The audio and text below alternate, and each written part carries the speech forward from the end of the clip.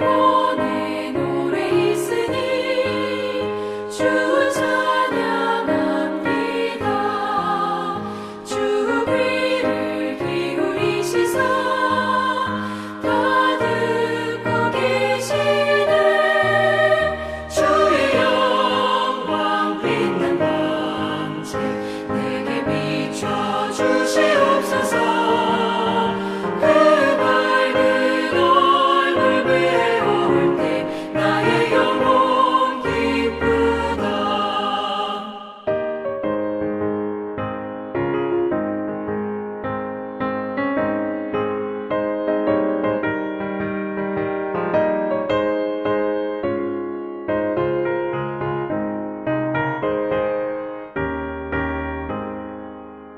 내 영혼의 몸날 되어서 주와 함께 하실 때 그 평화 내게 깃들고 주 은혜 꽃피네. 주의 영광 빛난 왕제 내게 비춰 주시옵소서. 그 밝은 얼굴 배울 때 나의 영혼 기쁘다. 내 영혼에 희락이 있고 그 소망 넘치네. 주 예수 복을 주시고 또 내려주시네. 주의 영광 빛난 왕제 내게 비춰 주시옵소서. 그 밝은 얼굴 배울 때 나의 영혼 기쁘다.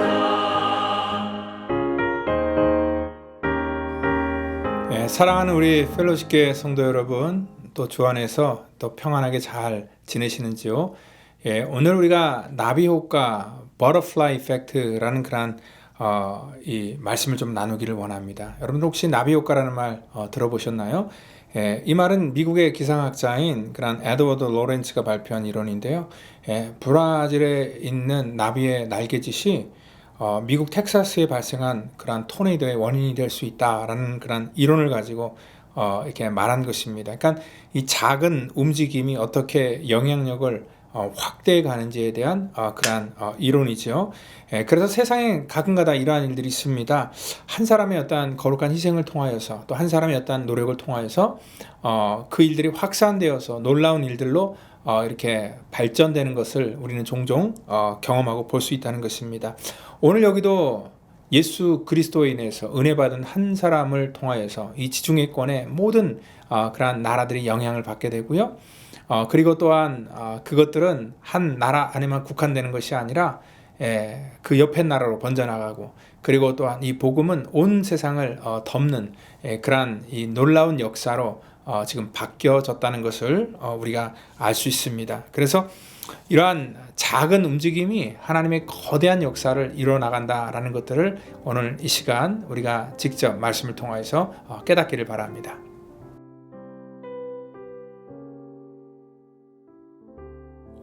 우리가 로마에 들어가니 바울에게는 자기를 지키는 한 군인과 함께 따로 있게 허락하더라.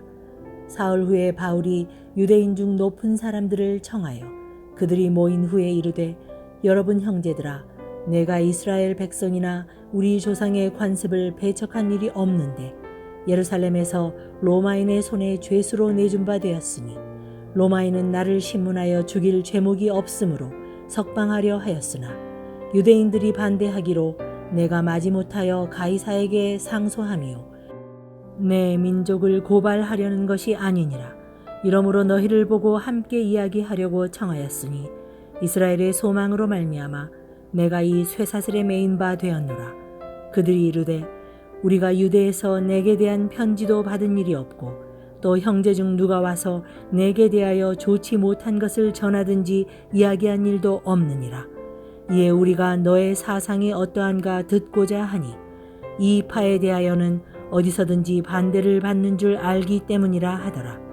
그들이 날짜를 정하고 그가 유숙하는 집에 많이 오니 바울이 아침부터 저녁까지 강론하여 하나님의 나라를 증언하고 모세의 율법과 선지자의 말을 가지고 예수에 대하여 권하더라. 아멘. 바울은요 그렇게 가고자 꿈꿔왔던 그런 로마에 드디어 도착하게 됩니다. 물론 이런 죄수의 몸으로 그가 로마에 왔지만 하나님께서 그의 인생 속에 정말 하나님이 보내시겠다라고 한 그러한 곳에 그는 와 있고요. 그리고 또 그 곳에서 또 하나님의 놀라운 역사는 계속 진행되는 것을 알 수 있습니다. 이 바울이 로마에 오기 전까지 정말 수많은 목숨을 걸어야 되는 그러한 일들이 그의 삶 속에 있었지만 하나님께서 그러한 사건을 통하여서 오히려 바울을 위축시키는 것이 아니라 하나님께서는 바울의 그러한 위상과 지경을 하나님이 넓히셨다라고 이렇게 우리는 생각할 수 있습니다.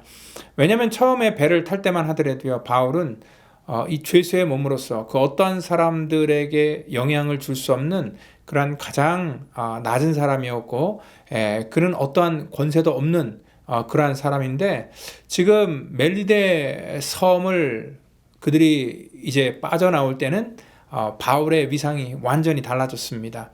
그는 이 유라굴라 광풍 때문에 그리고 또 이 멜리데 섬에서 일어났던 그러한 일들 때문에 바울은 모든 사람들에게 지금 주목을 받고 관심을 받게 되었다는 것입니다.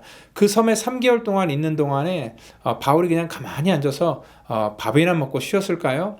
아니었을 겁니다. 그 3개월 동안에 그는 열심히 그 멜리데 섬 사람들에게 복음을 전했을 것이고, 우리가 바울의 성격을 잘 알다시피 같이 이렇게 이 배에 승선했던 그러한 275명의 사람들에게 하나님의 복음을 전했을 것입니다. 어느 곳이든 간에 바울은 초질과 똑같은 모습으로 주의 복음을 전했기 때문에 아마 그러한 3개월의 기간이 이 바울에게는 정말 짧게 느껴졌을 겁니다.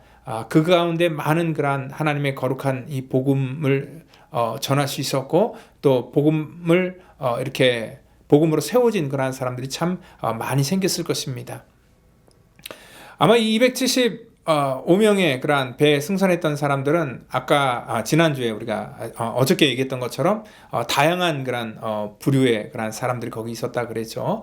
그래서 그 다양한 부류의 사람들 중에서는 자기 어떤 위치 속에서 바울을 도울 수 있는 그런 방법들이 아마 많았을 것입니다.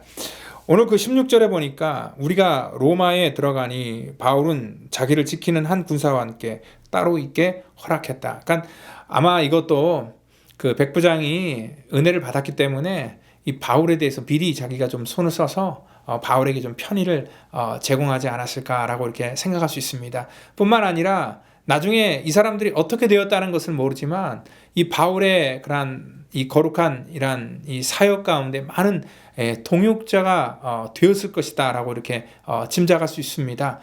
그래서 하나님의 역사는요, 오늘 한 곳에 이렇게 딱 머무는 곳이 아니라 힘들고 어려운 가운데서도 주의 뜻대로 살 때에 하나님의 역사는 계속 번져 나가는 것을 우리가 알 수 있다는 것입니다.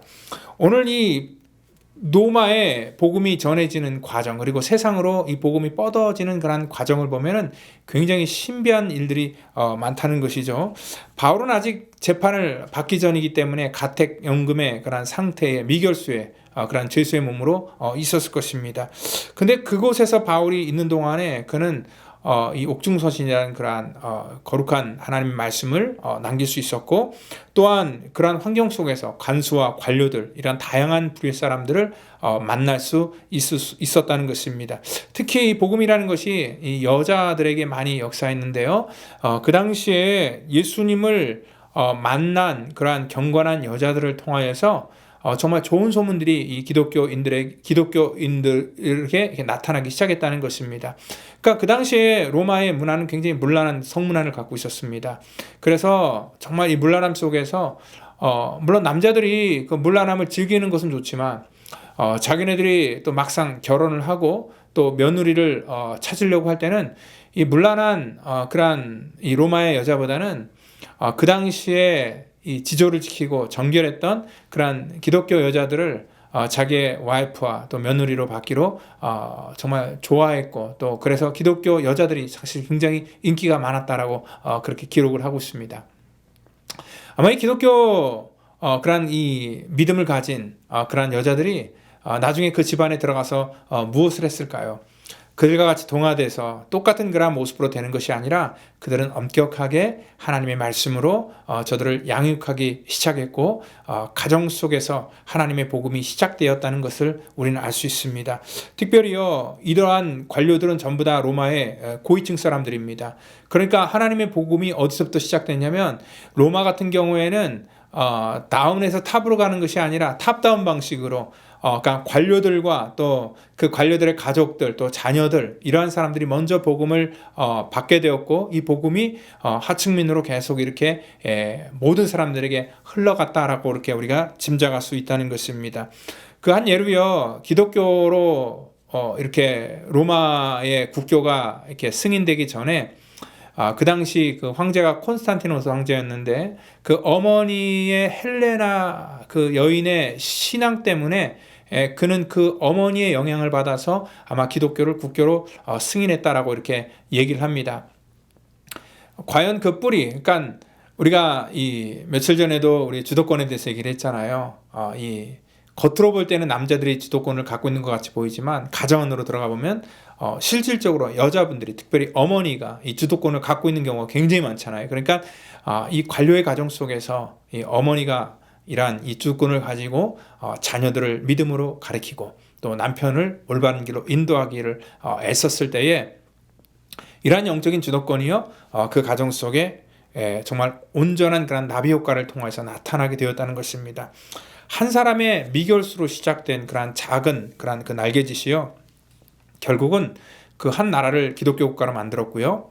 그리고 또한 그 나라는 나중에 그 유럽 대륙에 하나님의 복음을 전하는 그런 거룩한 그런 이 구루터기가 될 수 있었다는 것입니다. 사실 하나님의 그런 나라가 이렇게 확장될 때 이 바울의 날개짓이 얼마나 영향을 끼칠까 아무도 예측할 수 없었던 그런 일들입니다. 바울이 로마에 왔다고 로마가 뭐 발칵 뒤집혀지고 복음으로 막 되었던 거 아닙니다. 특별히 23절을 보니까 바울이 거기서 했던 일은 그가 있는 곳에서 아침부터 저녁까지 강론했다. 강론한 것밖에 없습니다. 그리고 바울이 있었을 때는 어떠한 하나님의 놀라운 역사가 일어나는 그런 결과를 그가 직접 보지도 못했다는 것입니다. 그는 단순히 로마에서 날개짓을 했을 뿐이고, 그것이 그 한 국가와 또 세계를 바꾸는 그런 놀라운 위대한 날개짓이 되었다는 것입니다. 우리가 라스베가스에 저도 사역을 하면서 제가 할 수 있는 것은 뭐 크게 없습니다. 바울처럼 뭐 아침 저녁으로 강론했다고 하는데, 저도 설교하고 또 하나님의 복음을 전하는 것밖에 제가 할 수 있는 것은 사실 아무것도 없습니다. 그렇지만 이러한 작은 날개짓이요, 결국은 어떠한 효과를 나타낼지 아무도 모릅니다. 그래서 저희가 바라고 원하는 것은 뭐냐면, 어떤 큰 일을 계획하고 큰 일을 보기를 원하는 것이 목적이 아니라, 일상의 삶 속에서 제가 할 수 있는 그런 소소한 일들을 믿음으로 잘 감당할 때에 그것들이 나중에 정말 거대한 토네이도가 되어서 하나님의 놀라운 역사가 이 땅 가운데 우리 후손들에게 계속 전해지기를 원하는 것, 그것이 바로 제가 갖고 있는 그러한 소원이라는 것입니다. 오늘 바로 그러한 역사가 오늘 저뿐만 아니라 여러분들의 삶 속에도 매일매일 여러분들 기도해 주시고, 또 관심 가져 주시고, 또한 하나님의 복음을 전해주시고, 또 영상 같은 거 나눠주셔서 이 작은 날개짓이 하나님의 거룩한 역사에 쓰임받기를 예수님 이름으로 축원드립니다. 기도합니다. 주님 감사합니다. 오늘도 우리가 해야 될 일들은 정말 세상에서 바라볼 때는 아무런 의미도 없고 정말 가치없는 그런 작은 일처럼 보이지만, 우리가 매일 이렇게 기도하고 교회를 위해서, 정말 나라를 위해서, 민족을 위해서, 우리 자녀들을 위해서 기도할 때에 하나님이 작은 움직임이 정말 하나님의 나라의 거룩한 역사로 하나님 바뀌어지기를 원합니다. 그래서 아버지 하나님, 위대한 하나님의 거룩한 백성들이 이 땅 가운데 많이 나타나기를 원하고, 하나님 정말 우리들의 모든 연약함을 통해서도 하나님께서는 우리를 거룩하게 사용하셔서 하나님의 믿음의 증거자들로 우리를 세워 주시옵소서. 오늘도 아버지 하나님, 우리는 작은 날개짓을 합니다. 하나님, 이 날개짓을 통하여서 하나님 영광 받아 주시옵소서. 모든 것 감사하오며 사랑이 많으신 예수님의 이름으로 기도하옵나이다. 아멘.